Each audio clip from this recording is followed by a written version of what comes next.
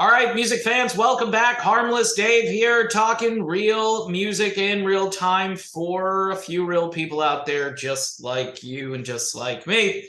All right, I told you I would get this album here. It's almost like a book. This is such a cool CD. Chaos and Color by Uriah Heep came out yesterday. Got it a little bit late in the day, so I wasn't able to show it off. But man, oh man, if you weren't buying CDs and you wanted to buy a CD, check this out. It's like a book and there are pictures. It's just, this is really well done. And yeah, there is a CD in here eventually. Let me see if I can get that. But the content of this album is just phenomenal. Uriah Heep, this is probably my album for the month of January 2023. It's called Chaos and Color. Great music by a legendary band, a band that should be in the Rock and Roll Hall of Fame. All right, speaking of a band that is in the Hall of Fame, Journey last night. First, I thought they weren't going to be on the road until next week, but I was mistaken. Shows you that I don't follow this as closely as everybody wants me to. But they played last night in Oklahoma, a place called Durant, Oklahoma. And for all intents and purposes, the band was on point. From all the footage I've seen, all the reviews that I've read thus far, the band sounded great. Arnel Pineda sounded fantastic, which again, some people, they don't want to admit when Arnel sounds good just because there's this built-in Arnel bias. I get it. He's not Steve Perry, but he's good.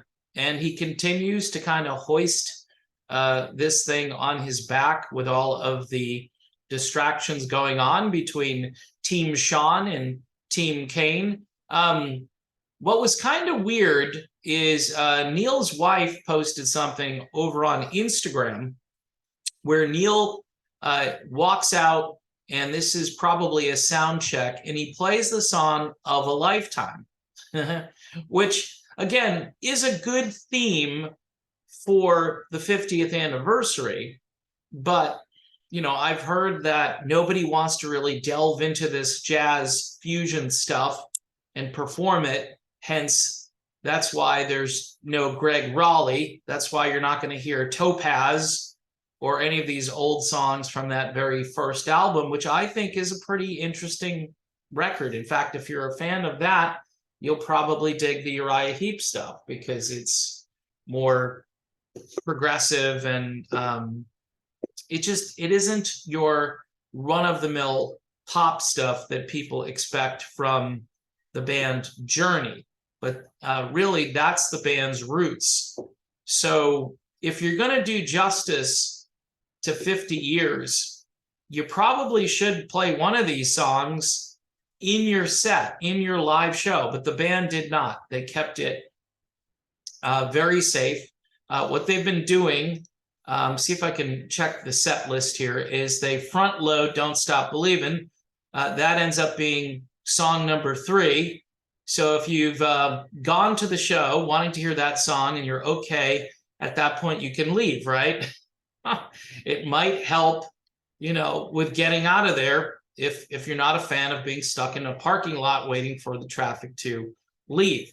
Let It Rain is a bit of a surprise. That comes in from the Freedom album, and I think it's a good song.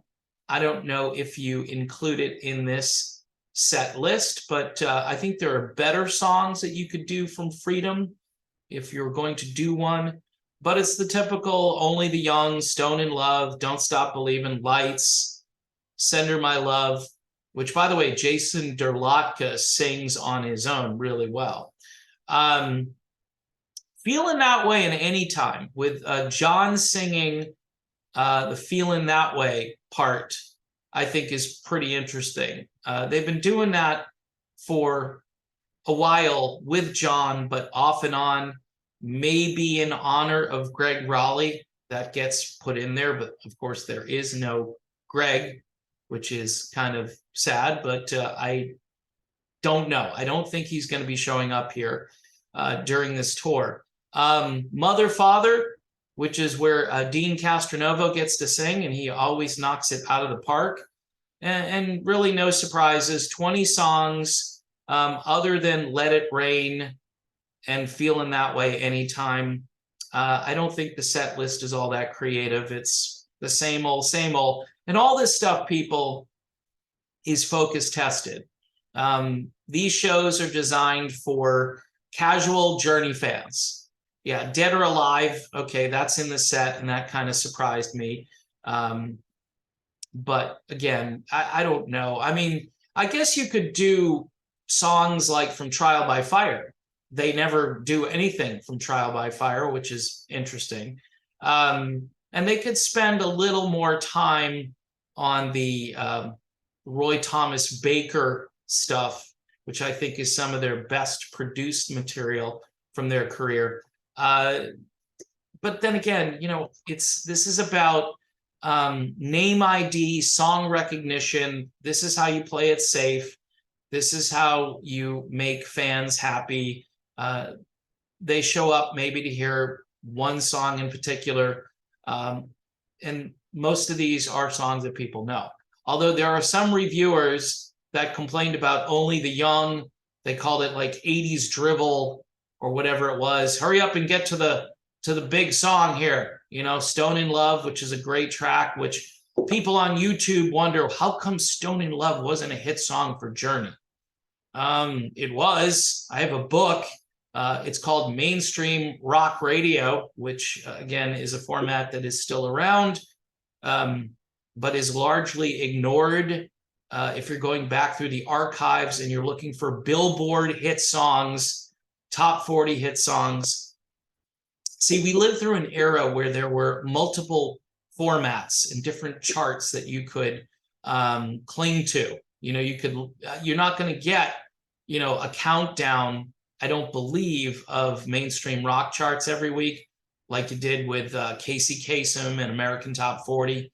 But if you listen to a rock station, you heard these songs all the time. Stone in Love, the song Escape, which is the title track from the album of the same name, Dead or Alive, another song from that album. Those were all radio songs. Mother, Father, not as much on the radio, but definitely when Escape came out, pretty much all of it was on the radio, or a good portion of it.